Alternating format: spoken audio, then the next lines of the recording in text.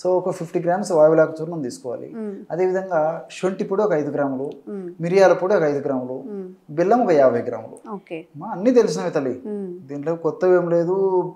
ఏదో ఇవి రోజుల తరబడి తయారు చేసుకున్న పరిస్థితి లేదు. జస్ట్ మనకు అవగాహన ఉంటే చాలమ్మా, ఈజీగా తయారు చేసుకోవచ్చు. సో వావిలా ఫస్ట్ ఏం చేయాలంటే బెల్లాన్ని దంచేసేయాలమ్మా. 50 గ్రాములు బెల్లం తీసుకొని రోట్లో కానీ లేకపోతే ఏదైనా పొడిలాగా చేసుకుని, ఇప్పుడు బెల్లం పొడి కూడా దొరుకుతుంది, మనసుంటే మార్గం ఉంది. సో బెల్లం పొడి దొరుకుతుందమ్మా, ఇంకా ఈజీ.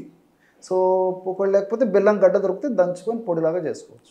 అందులో 50 గ్రాముల వావిలాకు పొడి, 5 గ్రాముల శొంఠి, 5 గ్రాముల మిరియాలు అంతా కలిపేసేదమ్మా. మేము రోట్లో వేసి మెత్తగా దంచితే ముద్దలాగా అవుతుంది, మిక్సీలో వేసేస్తే పొడి పొడిలాగా అవుతుంది. రెండోది ఏంటంటే ఒక బెల్లంలో తేమ శాతం ఒకవేళ ఎక్కువగా ఉంటే ముద్దలాగా అవుతుంది, తేమ శాతం తక్కువ ఉంటే పొడి పొడి అవుతుంది. ఔషధ గుణాలు అయితే ఎట్లా పోవమ్మా, ఇక్కడ పోవమ్మా.